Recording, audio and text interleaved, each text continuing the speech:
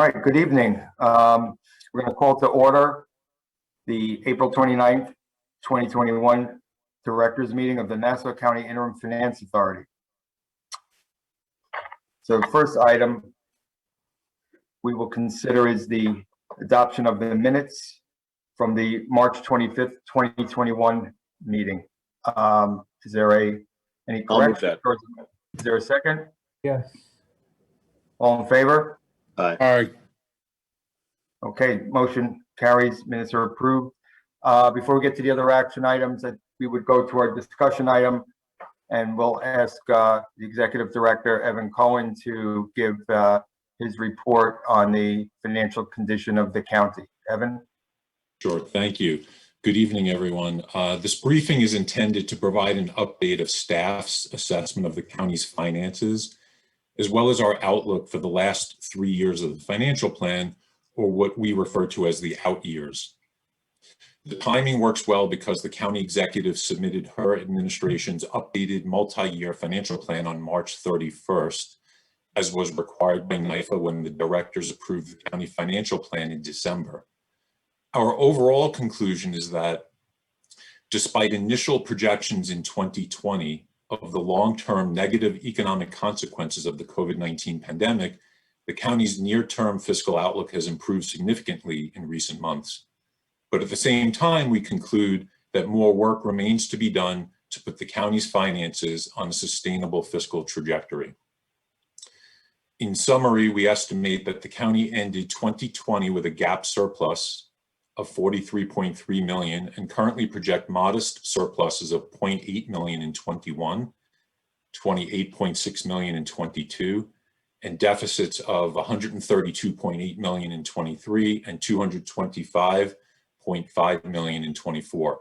We prepared a report of our findings and distributed it to the board in advance of tonight's meeting. I want to highlight an important fact regarding the 2020 operating results, which is that although it was the second consecutive surplus, and great news considering the financial hit the county endured during the pandemic and related shutdown, or I should say due to the pandemic and related shutdown, you can point to two main factors that enabled the county to bridge the underlying weakness and end with a positive result. In a table on page 5 of our staff report, we show that the county would have ended the year with a deficit of as large as $109.8 million, if not for two extraordinary lifelines that had been passed to the county. The first was the county's receipt of a one-time federal grant of $102.9 million from the CARES Act, most of which was used to cover salaries and fringe benefits. And the second lifeline was that NIFA provided the county with approximately $50 million in net budget relief through a financing transaction that deferred $75 million in maturing debt. Our improved projections for 21 through 24 resulted from a combination of stronger than anticipated sales tax activity in 2020, smaller than anticipated cuts to state aid, which are now pegged at 5% rather than the assumed 20%, continued savings, salaries and fringe benefits from lower headcount, which was enabled by the administration's strict control over their vacancies, and most prominently, the receipt of additional budget relief in each year of the update from NIFA's debt restructuring and refunding transaction we closed in February. And to quickly recap that transaction, as was done at the county's request, NIFA provided the county with budget relief in excess of $435 million through that transaction.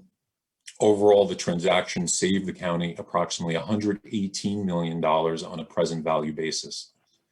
NIFA also released approximately $55 million of sales tax revenue that would have been used by NIFA to pay debt service in 21, but was instead released as a result of the restructuring transaction.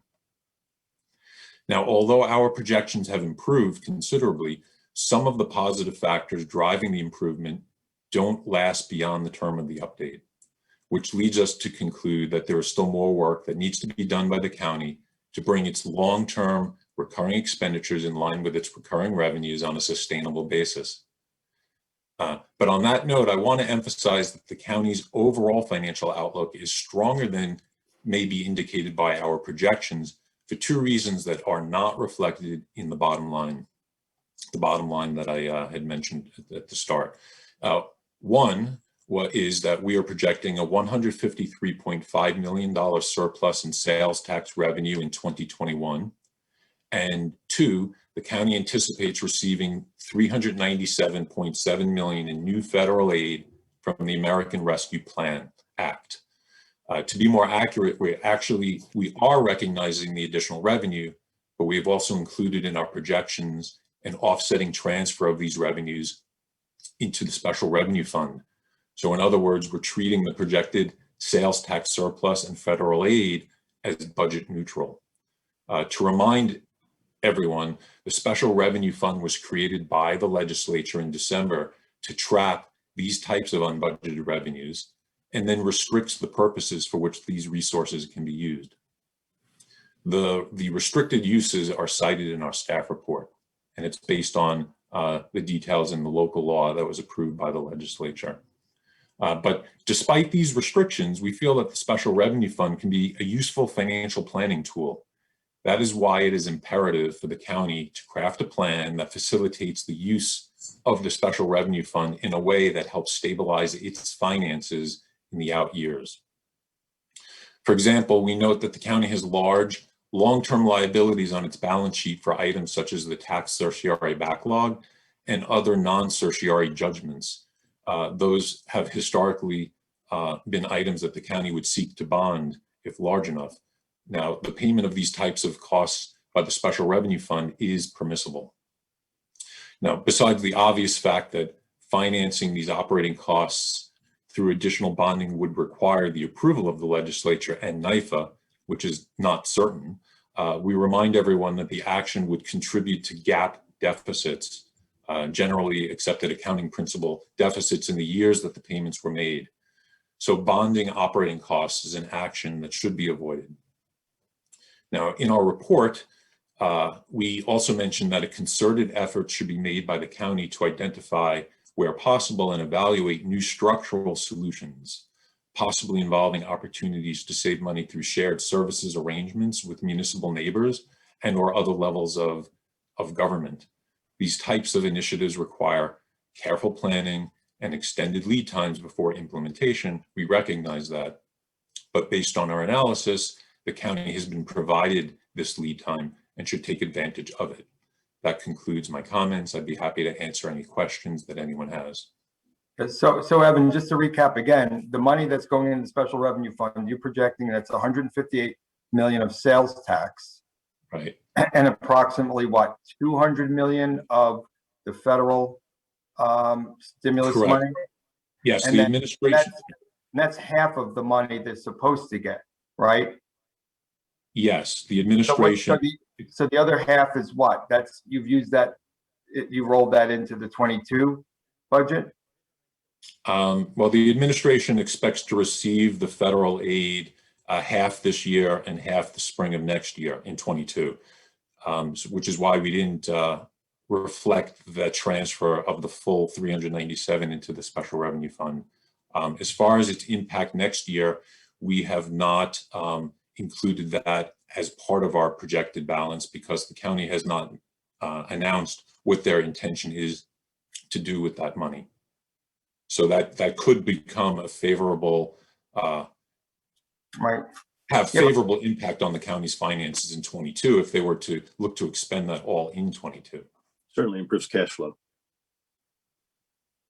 But it's projected revenue for 22, and it's not in the projections. That's right. Okay, so whatever the projected gap for 22 could be significantly less for 22 and 23, depending on how they apply that round of 200. Right. I mean, as it is, we are projecting a surplus in 2022 of $28.6 million. So it would increase, all else being equal, it could increase that surplus. That's only if it were to be used to pay for expenses that have already been appropriated in the multi-year plan. If those resources were used to pay for costs that are, I'll call them off budget, like these long-term liabilities that are on the balance sheet but not budgeted, then it would not have a favorable impact.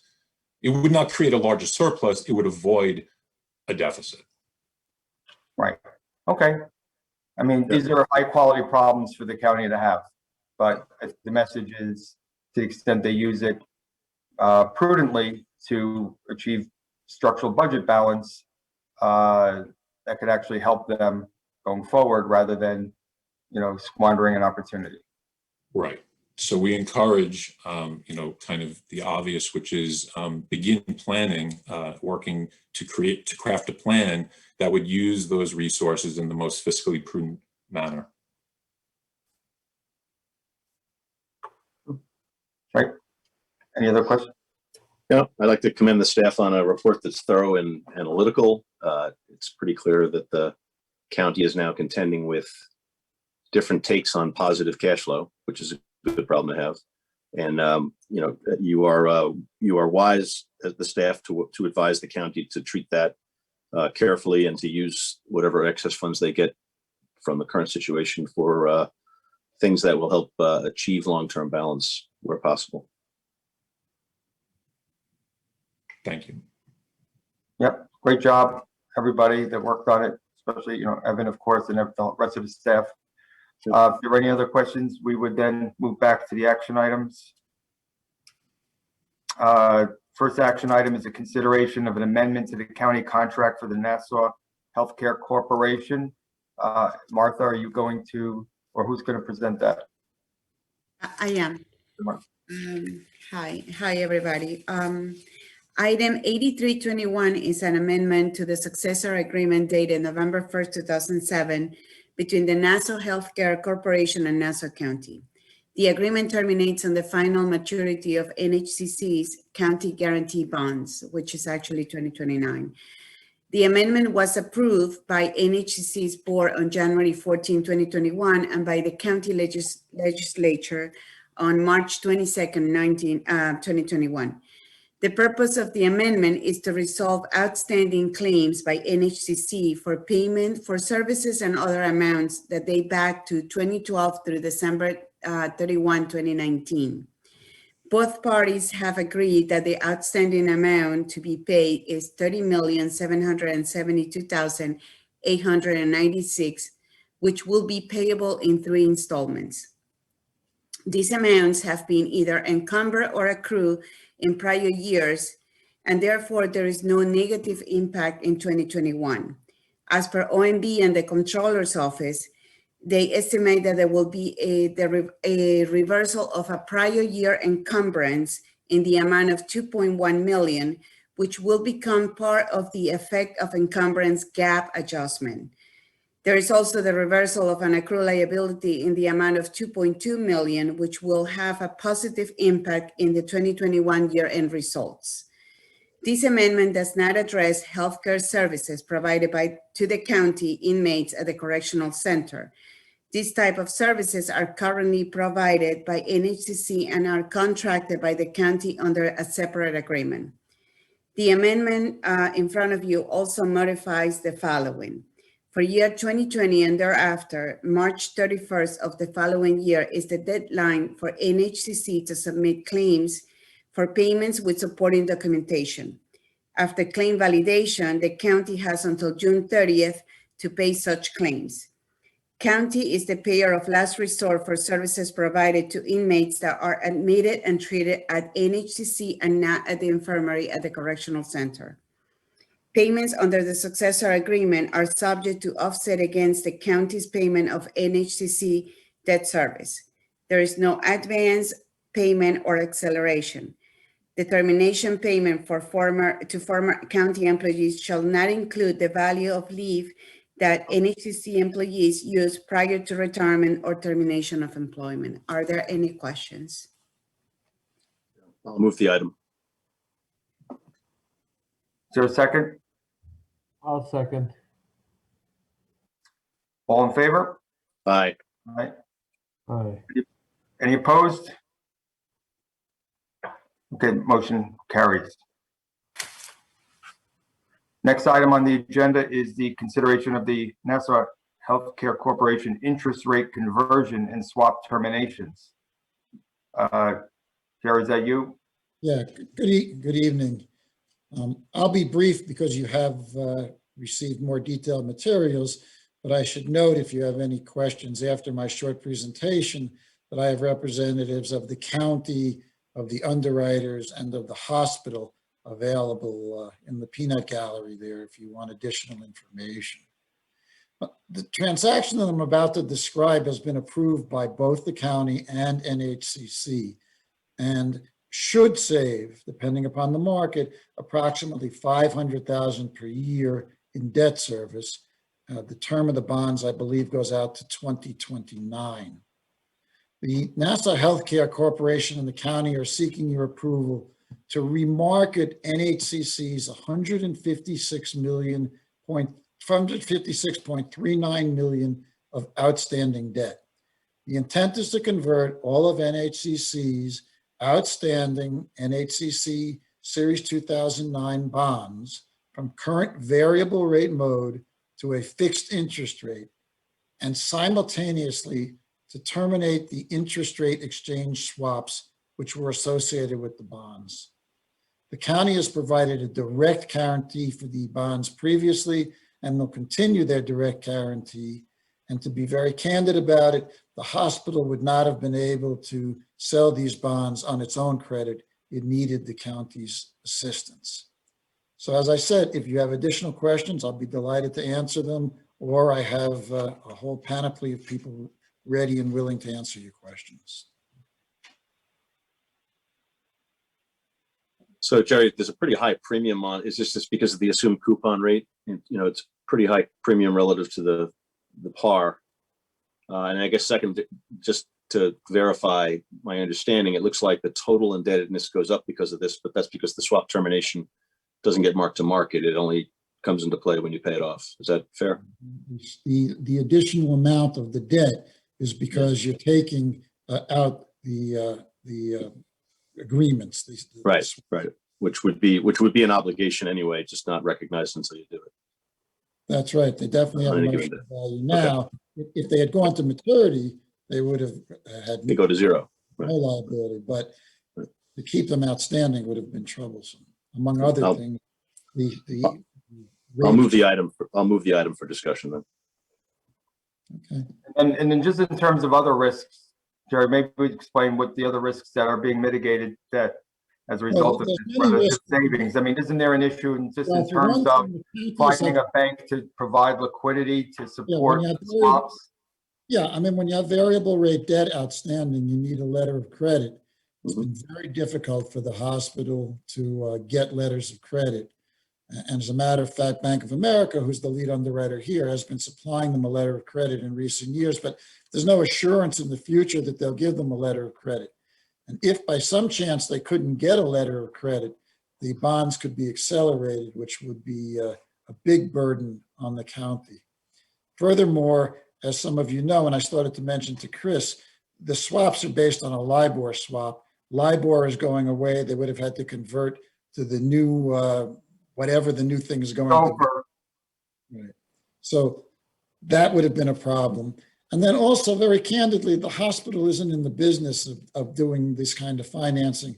It's taken a lot of resources, a lot of time, a lot of outside help for them to even manage what they have. So probably be better for them going forward to clean this up, make it very simple. It would save time, staff, and of course, a little bit of money every year. Does that help? I've moved it for discussion if somebody wants to second.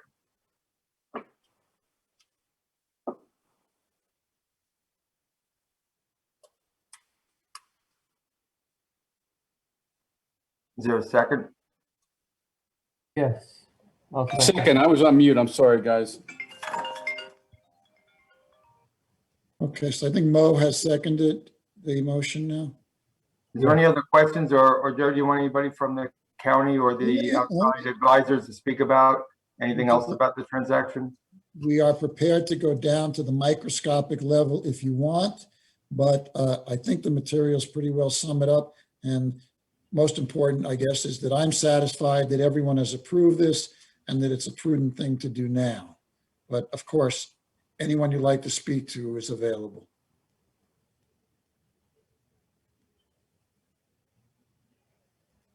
All right, there's no other questions.